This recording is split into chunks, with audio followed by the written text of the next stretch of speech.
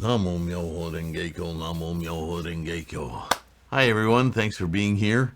We're continuing now with part 2 of the letter to Akimoto. Just to synopsize part 1 real quick, Akimoto sent to Nichiren several provisions in long cylinders that had lids on them, 30 such cylinders full of food and other offerings. And so Nichiren took the opportunity to share his doctrine and teachings of the Lotus Sutra via an analogy using those very same, sorry, my position of my camera is a little off here. Well, that'll work. Anyway, because he took great care, these are lacquered cylinders, very beautiful kind of things we look at today as amazing craftsmanship. But these were just used as utilitarian vessels to protect goods from the weather, from being jostled around. These trips were taken on foot and by horseback over mountains, hills, and in Minobu at the time, things were really tough. There was a lot of food shortages and very terrible, inclement, wintry weather made the journey to Nichiren in Minobu very difficult and treacherous. And so to get gifts, number one, to get offerings for his continued mission as votary of the Lotus Sutra, not only incredibly precious to Nichiren continuing his proselytizing, his promulgating the Lotus Sutra, but an indication of tremendous effort and dedication, not only by Akimoto and others who would do the same, but by those messengers and so forth who would journey to do this, make this cause, in other words. So Nichiren is always full of praise and immediately wants people who send him support to understand what a tremendous cause they're making for their own Buddhahood. Of course he's appreciative, but more to the point, their gift isn't just to the man Nichiren, I just want to help this guy. It's to the cause of Lotus Sutra Buddhism and its spread. It's a tremendously bodhisattva activity, more than just another human, but to the efforts of that person, right? And this is where you gain tremendous reward in earthly terms, right? And so he likens the vessels as our minds, because our minds are like those vessels, and they're susceptible to four dangers: leakage, spilling, defilement by other things, or just losing the whole thing, right? Sorry. Turn off reminders. All right. I got enough reminders. I don't need the computer arguing with me, right? Anyway, so our vessels are our responsibility to either keep clean, not be defiled by outside influences and outside garbage that defiles the whole thing, to keep them protected, and also if they're depleted, like the cylinder might weaken and leak, we need to be refilling our mental vessel all the time, making sure it's topped off, secure, clean, stays focused. That's what our resolve, our resolute mind is all about, keeping that vessel as clean as possible. That's why we chant. That's why we have this mandala to help us keep that vessel clear, right? And now he's in the process, as we left part 1, of demonstrating what all these terrible influences that are trying to defile our vessel, our pure vessel, all around us in society. In this case, he's talking about the Nembutsu and Zen and other sects that are either misinterpreting or avoiding altogether the teachings of Myoho Renge Kyo, and in effect poisoning that well, or that cylinder, right? And now he's going to talk, he starts now, part two, another folklore of either Japan or inherited by Japan from elsewhere. These three women of antiquity. And I think this is from China because the names are definitely Chinese. Ta Chi, Mo His, and Pao Tzu misled the rulers of the three dynasties, so the dynasties would be of China, and caused them to lose their thrones. Women historically are really good at manipulating rulers, which typically were men, right? Don't mean to be sexist or anything, but I'm just pointing out this is a consistent theme, right? And in the same way, these evil doctrines are propagated throughout the nation and cause the Lotus Sutra to lose its proper place. This is the defilement of the vessel, right? As a result, the great sovereigns, Antoku, Takahira, and the others were cast aside by the sun goddess and great Bodhisattva Hachiman, which are deifications of forces and people in the past history of Japan who have become cultural icons, deifications, if you will, of ideas that are very dear to the national identity of the Japanese, much as we have in every country, right? The flag, for many people, especially in the United States, is a great icon of the ideas that they associate with the United States of America, right? So that in that way, Hachiman is this representative of the spirit of the Japanese. Hachiman and drowned in the sea or were exiled to distant lands. They were overthrown by families who, for generations in the past, had been their followers, and this was because they had lost the protection of the heavenly deities. In other words, the original spirit of their identity was defiled by these other doctrines, and they had lost their way. They put their resolute mind and conviction in those who are enemies of the Lotus Sutra. Plain and simple. They're enemies of the Lotus Sutra. Why? Because they influence you away from its resolve. When the Lotus Sutra just becomes some quirky little reading material that's either, quote, childish theory or too superior for our weak minds, you've set aside your gate to Buddhahood. You've walked away from it because you've been influenced in meandering ways, other ways. But because there was no one who understood this, they had no way to learn of their error. If nobody points it out, they just merrily go a different way and go, oh, well, this is what we need to do today, right? Again, authoritarian thinking takes hold there because it's easy. It's easy. It's laziness to not strive for the best and simply do what you're told. And if they tell you that's the best, then okay, that's the best. You don't question it, when we should always question for ourselves, right?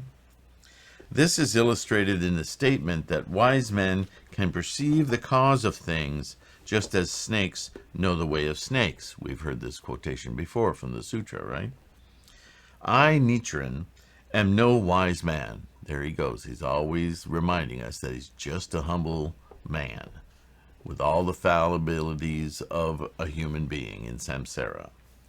But just as the snake can understand the mind of a dragon and the crows can foretell the coming of good or bad fortune in the world, so I was able to fathom the course that events would take, and I knew that if I spoke out on the matter, I would instantly meet punishment, while if I did not speak out, I would fall into the great Avicii hell. This is a self-awareness that came from his scholarship, his study, his years of study, right? From childhood, entering the temples and the places of learning in the country, because Schools weren't abundant in history. The places of learning were holy places, right? The Brahmin class in India and in China, the elite scholars, right? These were very specialized environs for language to be developed, to be kept, for ancient wisdom to be held onto and translated and copied many times. The scholarship was kind of distant from the masses of people. It's only later in time that the masses start to be educated little by little in writing, and from writing then be able to read. But even then, the class of materials they were given kind of sheltered them away from deep, large scope of learning. And this is part of the oppression of the elite. It's always been with us, right? Born mostly out of fear, because if too many people know the essential teachings, then what grasp or what import do you have as being superior? There's that hierarchy of I keep saying it, but that's authoritarianism, right? Dictatorships, highly authoritarianism. Got to keep that leader as something holy, right? But the more we get informed, and today with the internet and cell phones and everything else, we're so informed that now, actually, they may have a point. Now we have so much information that people can create and make up information and feed it into little trains of propaganda that seem to be logical, and people take those musings as fact. They've been trained to just, if it's written, remember, humans used to do that. It is written, therefore it must be true. Well, now the internet forms I found it on the internet, so it must be true. Now we're learning that that's a fallacy. Then that can cause great trouble and evil, if you will, in our societies. But there's still a lot of people who I don't know, it's just easier to be told what to do. And if you can feel like you're part of a special group, no matter how heinous or silly your assumptions are, it doesn't matter, because I'm part of 100,000 others that think this way. So we'll win out just because we claim this. And it doesn't matter how ridiculous or outrageous the belief system is, as long as there's a sense of grouping, they feel validated.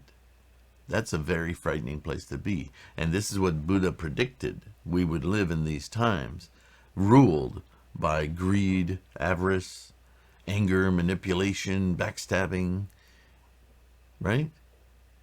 And the third thing, greed, anger, and stupidity or foolishness, right? Foolishness is kind of a docile word, kind of means, well, we're just finding our way, we're making mistakes. But we really are seeing willful foolishness. And I would argue that's not foolish anymore. That's just plain stupid.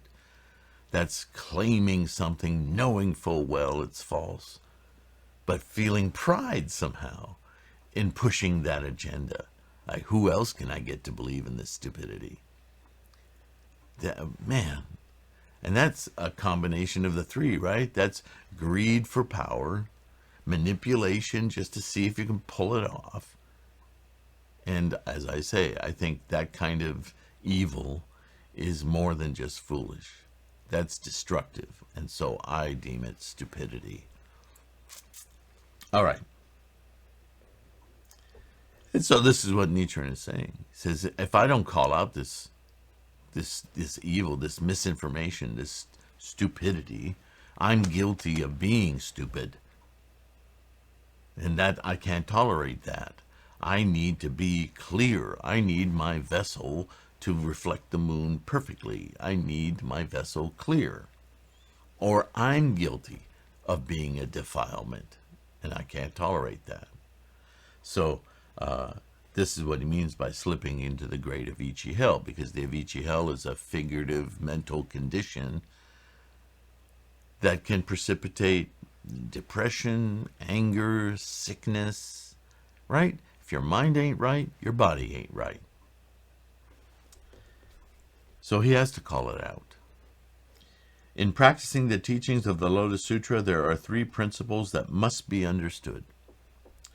The first is that regarding slanderers, those who would push misinformation. The monk superior intent, the monk shore of suffering, the scholar Virmalakirti, that's memory, Virmalamitra, and the great arrogant Brahman are examples. These men dressed their bodies in the three robes, lifted a single begging bowl up before their eyes, and meticulously observed the 250 precepts, and yet they were in fact enemies of the Mahayana, and in the end fell into the great citadel of the hell of incessant suffering. Now, he's not going into those particular stories, but if you're interested in that, you can follow the great arrogant Brahman, or the scholar Vimalamitra, or the monk sure of sufferings. You can go deep and research those things. Google them. Try to separate the results on Google of chaff versus, authoritative teachings, academic teachings, and do a little research into those stories. That might be a very interesting study. Or just take it as read and move on. This is how I entertained myself through study, is as I'd read these things and I'd see these new names. Who is this great arrogant Brahman? And I would dig deep into that and find stories from Hinduism and then early Buddhism and other sects, and saw how it meandered around. And then when I read this again, I understood what Nietzsche was talking about. And it falls in line with the theme of this letter. But, you may be somebody who gets a lot of pleasure out of digging deep. I encourage you, do that. It's any way you can make study more interesting or fun. That's a good thing, right? As Shakyamuni taught us, we need to study broadly, all the scholarship. Don't feel like you can't ask questions, right? In recent times in Japan, he goes on, there have been men like Kobo, Chikaku, and Chisho who observed the precepts just as those earlier monks did, and who did not differ from them in wisdom. So we've already read quite a few things about these. These names should start to sound familiar to you, because we have read stories about them, history about them, how they went awry, right? But because they asserted that the true word teachings of the Mahavajracana Sutra ranked first, and the Lotus Sutra ranked second or third, if my view of the matter should be in any chance be correct, they are now in the great citadel of the hell of incessant suffering. It is a fearful thing to utter such words, and still more does one hesitate to put them into writing.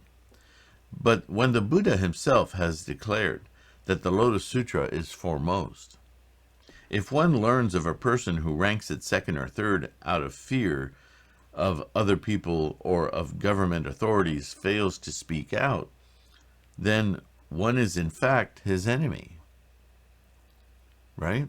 Because by complicitness, you're going along with the erroneous teachings, the false influence, right? That is, one is acting as a fearful enemy to all living beings. Because if you understand the teachings of Shakyamuni and Buddhahood as Bodhisattva practice, which is for the good of all living beings, right? That was from the outset, that's what Shakyamuni set out to do. Offer up universal teachings that would benefit all living beings, without prejudice, without difficulty. And that is what Myoho Renge-kyo is. So if you're influencing people away from Myoho Renge-kyo, then you are positing yourself as the enemy of all living things. This is what Nichiren is saying. How could you rest with that on your shoulders, right?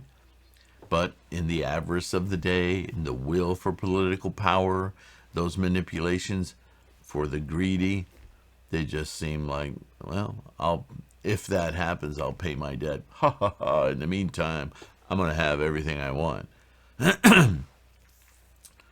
It never works out in the end, but no shortage of people willing to try, right?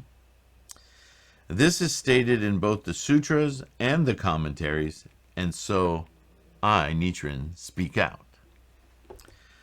To speak out without fearing others and without flinching before society, this is what the sutra means when it says, quote, "We care nothing for our bodies or lives, but are anxious only for the unsurpassed way."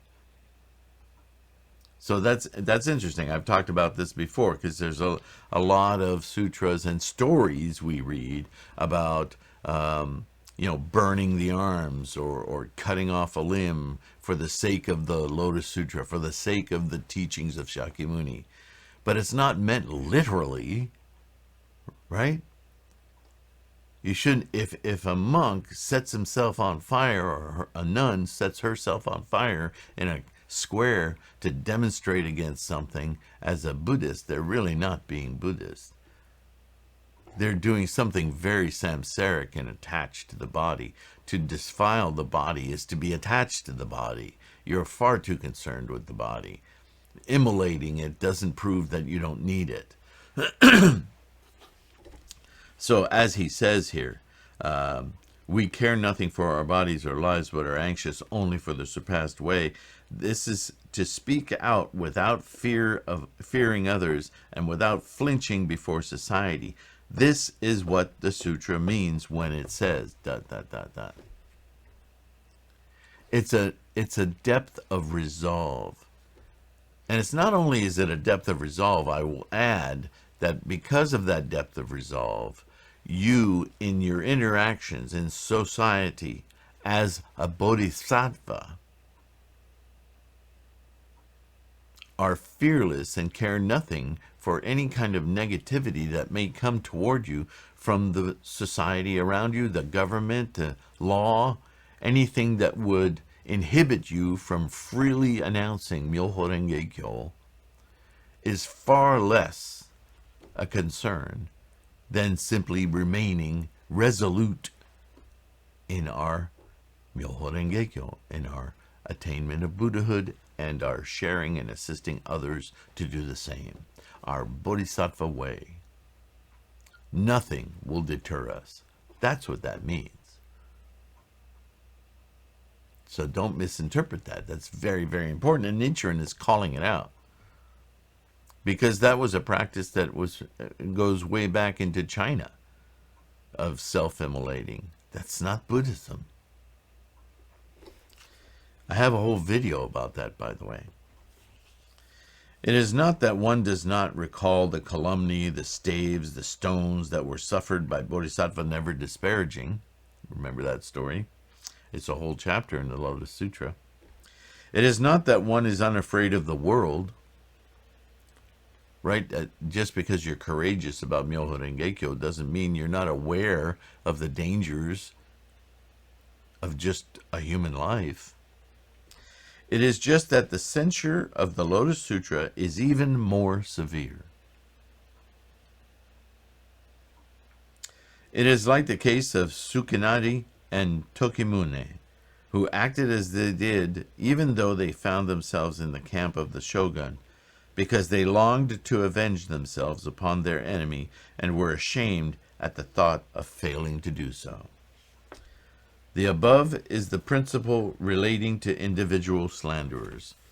As for the families of slanderers, the family members may pass their entire lives without slandering the Lotus Sutra, but even though they practice it every hour of the day and night, and the fact that they were born into the family of a slanderer means that they will invariably be reborn in the hell of incessant suffering. Now that is a reference to, and there is a reference called out here to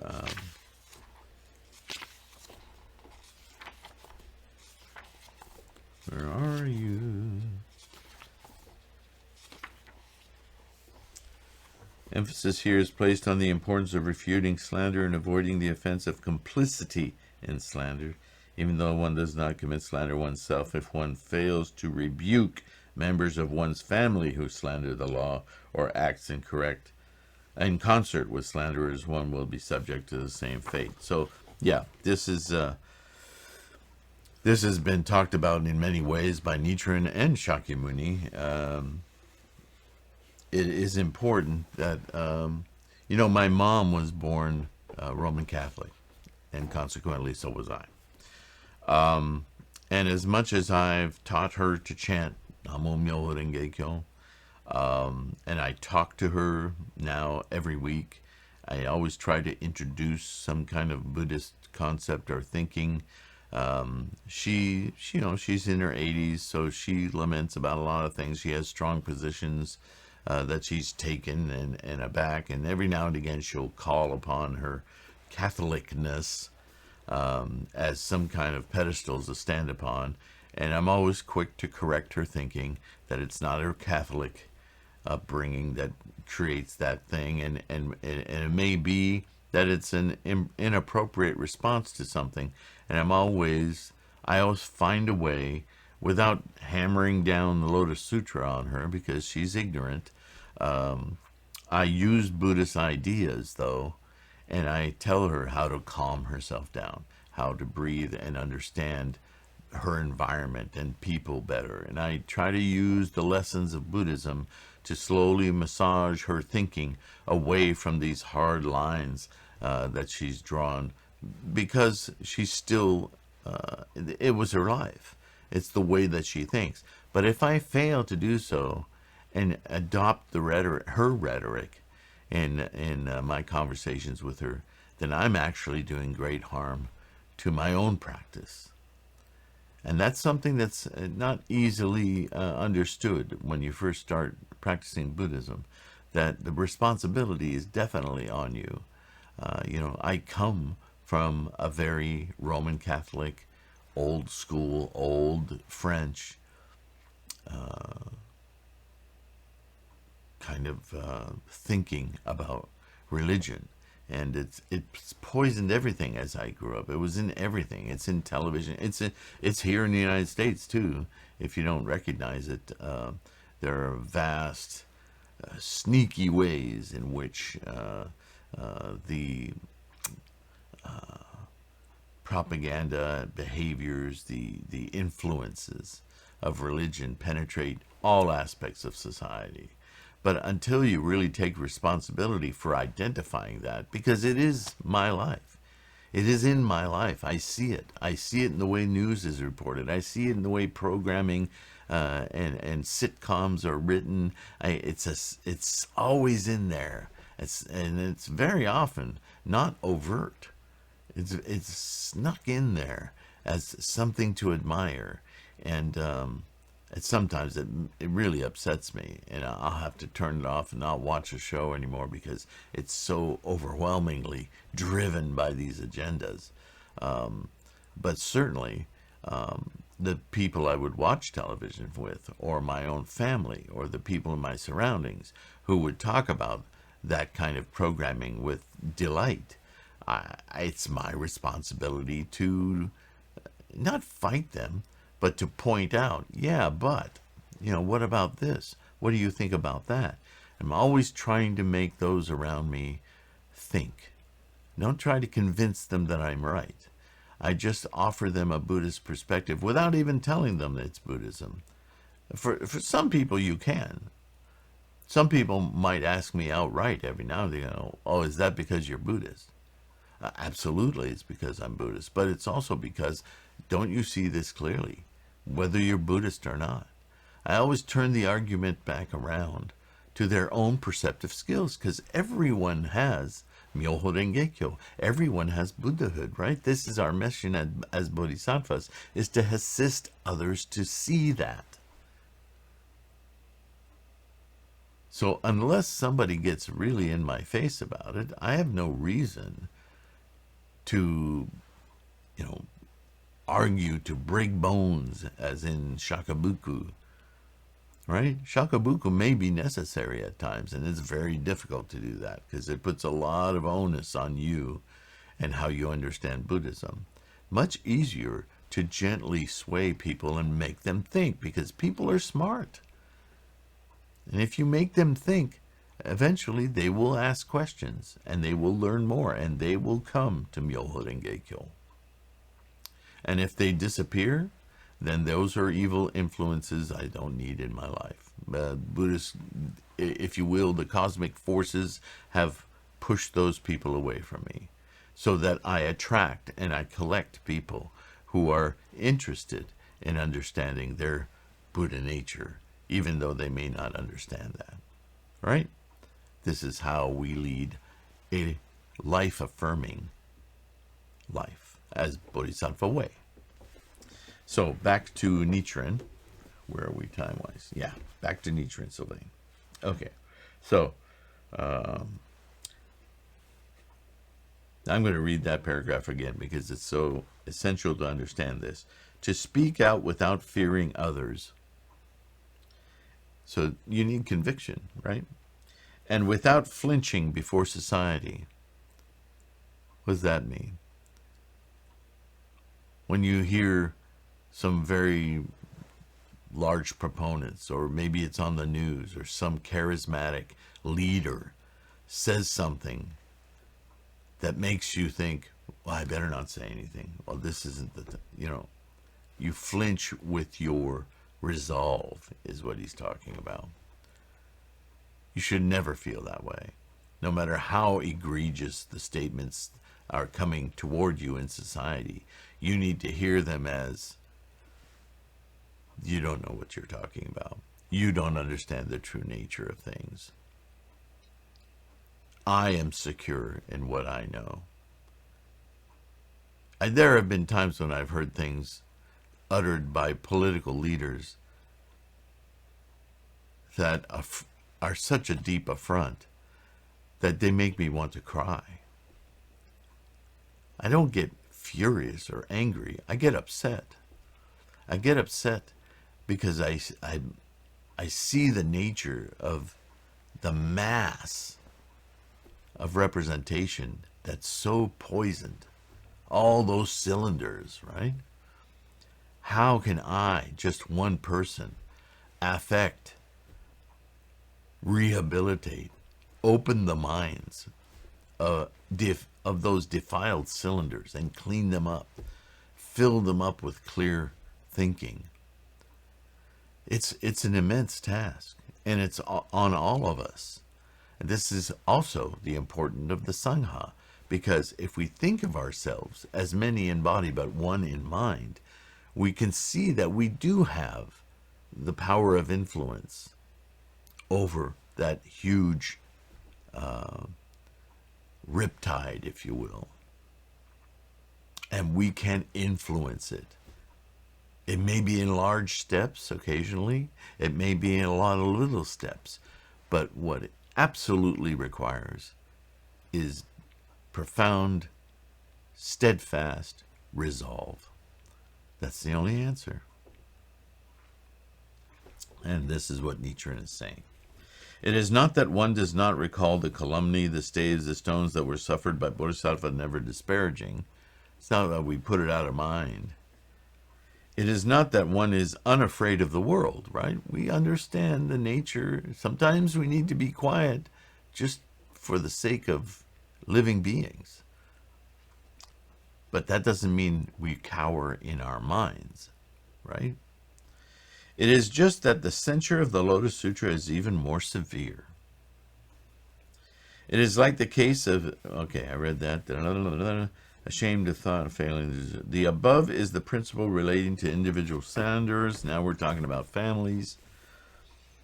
But even though they practice it every hour and every day, the fact that they're born into a family of slanderers means that they will invariably be reborn in hell. So how do you change the karma, the intensity, the ignorance of your family?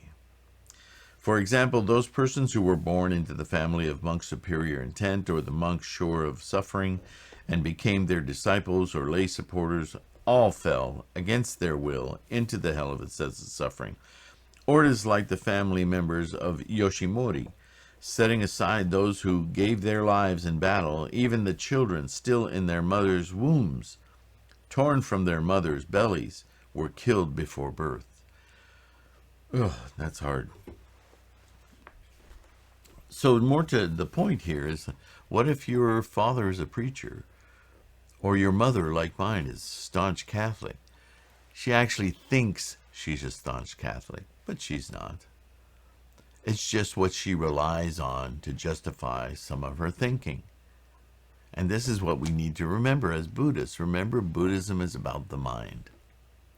And so when I witness my mother justifying and making statements and anchoring them to some belief system she has that she calls Catholicism, I understand as a Buddhist that that's not Catholicism, that it's not even about Catholicism, that it's about a rhetorical safe haven that she's created in her own mind to justify very hurtful or self-denial or just poisonous thoughts, things that are not life-affirming. And they're all anchored in this rhetorical game she calls Catholicism. So I don't have to rail against Catholics or Catholicism. I don't have to, because I'm dealing with a human being who's gotten a device that she's contorted to fit her means of making bad causes. So all I have to address as a Buddhist is the causes she's making.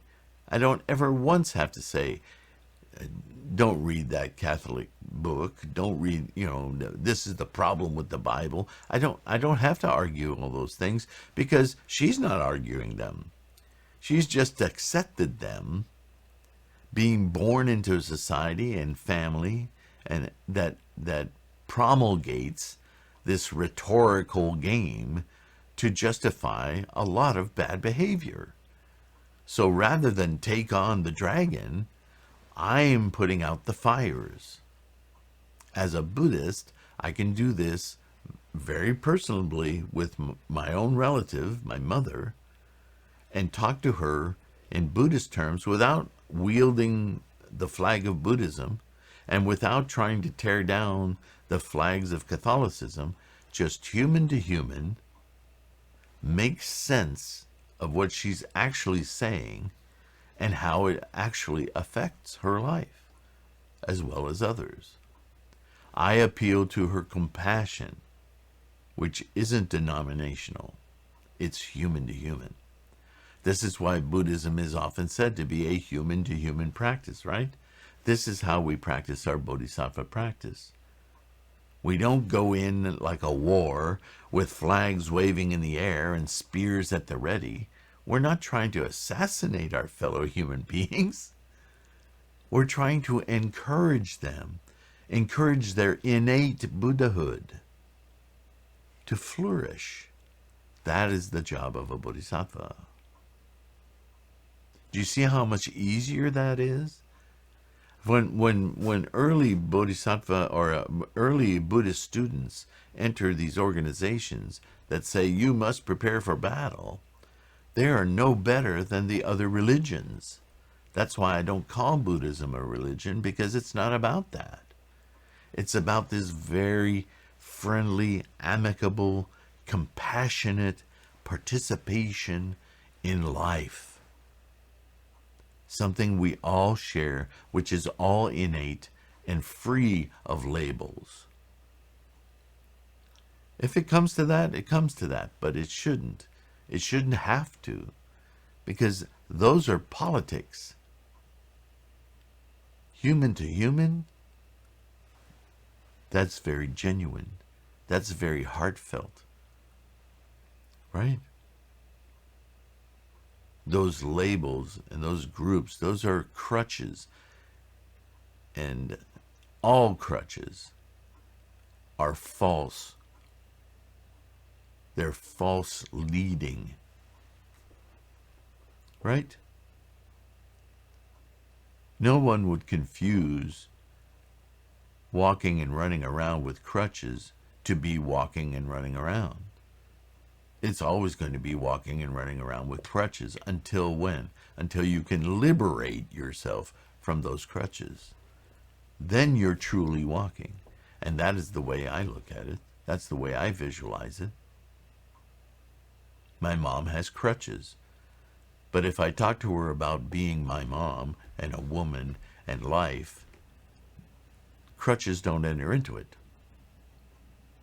Follow? So let's continue. Now, I, Nichiren, have mentioned the three great teachers, Kobo, Jikaku, and Chisho, who boldly state in their writings that the Lotus Sutra represents the region of darkness, that it is a false and deluded doctrine. If what the Lotus Sutra itself says is correct, then what do you suppose will become of the priests at Mount Hiei, Toji, Onjoji, the 7 major temples of Nara, at all the 11,037 temples throughout Japan?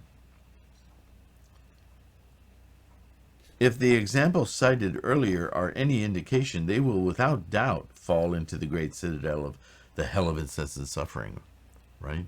Again, that mental space. And you know, to those who might say, well, you're saying the same thing to Nichiren. But he's not. Nichiren's not saying that these their doctrines are deluded doctrines. The Lotus Sutra is saying that their doctrines are deluded doctrines. Right? For them to say these things about the Lotus Sutra, it amounts to, and they're not ignorant because they read it. It's a willful ignorance. Because if you read the Lotus Sutra, it calls them out. This is what Nichiren is saying. Look, I'm just a man. I'm reading Shakyamuni's words, and it's not me saying it. It's me pointing out that it is said by Shakyamuni, the person all of these owe their practice of Buddhism to. They're defiling it, and it's not. It may be me that's pointing it out. But I have not created this dissonance. They have. Read the book. Read the words. Read the sermon of Shakyamuni himself. The proof is right there. The emperor has no clothes. Such is the principle relating to the families of slanderers.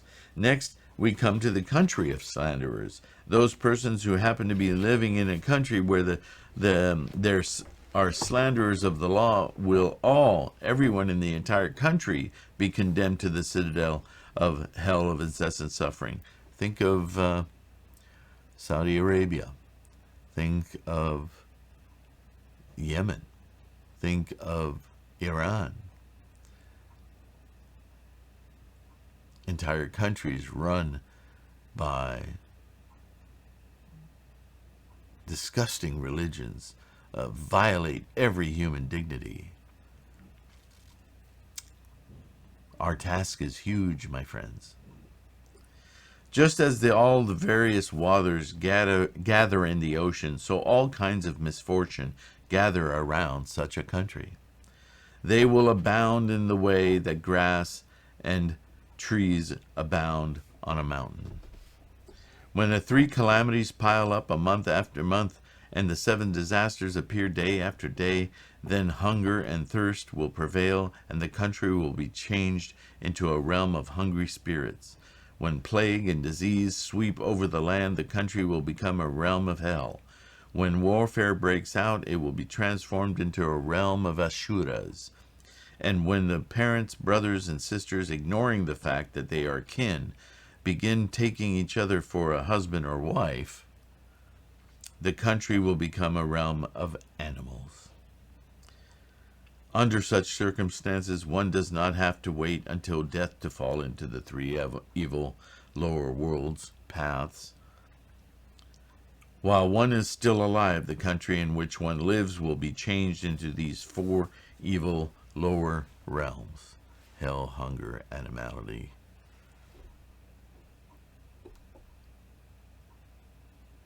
anger. This is where we are today. Just that paragraph alone. Look at the world today. Look at the United States today. Look at Canada. Look at Brazil. Look at the world. We're in this. I don't want to be depressing, but my gosh, it's overwhelming how greed, anger, and stupidity have overtaken our time. And yet there are brilliant stars out there, brilliant minds. And those like you and I who are just chomping at the bit to raise life condition, to make a change, to make a difference. This drives my daimoku. Does it drive yours? Your personal issues may be all that drives you to your mandala and gohanzon. And that may be what you need to do right now. I don't fault you for it. But if you chant 30 minutes, take 10 minutes of that and extend your daimoku beyond your idea of self, beyond you to the world at large. Start with your neighborhood. Let that grow into the neighborhood and its effects and influences both ways into your community, your cities, your rural areas, your county, your state, until you get to Washington, D.C. And then extend beyond your government to other governments and the world. Try that exercise. Not every time. Maybe every time. Maybe you have the will to do that. Thank you. But every now and again, take some of your daimoku and focus on humanity itself in all of its cultural forms. Think of Bhutan, that lonely little country in the mountains that has as its gross national product happiness. Think of what it would be like to convert all the major nations into that sort of thinking. What would it look like? What would it feel like? How would it make you feel?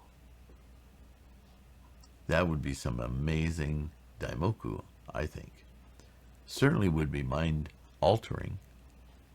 You might find some things about yourself doing that. So I highly encourage you to do it. And we're going to continue this in part 3 because there's obviously a lot here. And it's inspiring a lot of thoughts from me, obviously. So let's start with the people in such a country will be those who lived in the latter day of the law of the Buddha great adornment, or in the defiled age of the Buddha Lion Sound King, or if what the Repaying Debts of Gratitude Sutra tells us is true, people will eat the flesh of their own deceased parents or brothers or sisters or of any other dead person, and they will eat live creatures as well.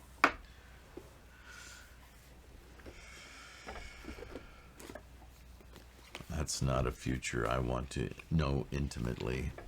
We certainly see it in movies, and it's no doubt carried out in some areas of the world. Anyway, I want to leave you with some optimistic thoughts in the midst of all of this. Nichiren can get pretty hardcore, but I think it's wise for us to consider these stories, these examples, because again, as we look about us, with the pandemic continuing to rage, restarting itself with mutations, it really points out the willful ignorance of the human species. The arrogant idea that, it won't affect me while millions die. Oh, man. What kind of avarice is that? What kind of ego is at work there? I want my samsaric ego to be one of benevolence, of support, of love, of embracing, of assisting. That fills me up. It's expansive to think that way.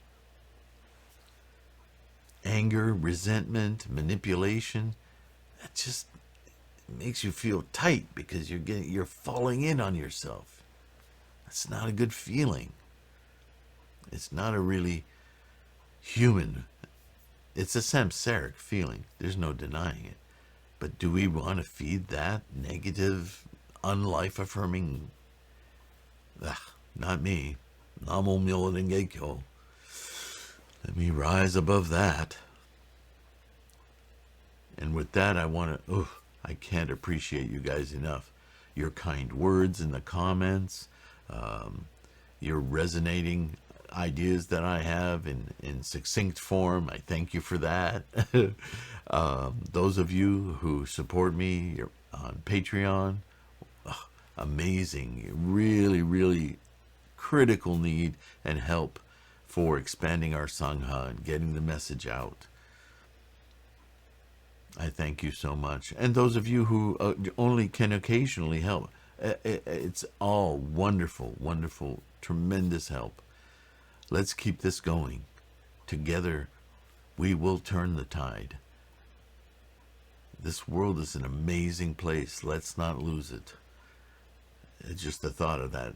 Namo Myoho Renge Kyo. Thank you. I'm grateful. And I'll see you in part 3. Bye-bye for now. Oh, take care of your health. And whenever you can, just be kind. Great things will come from that. All right, bye.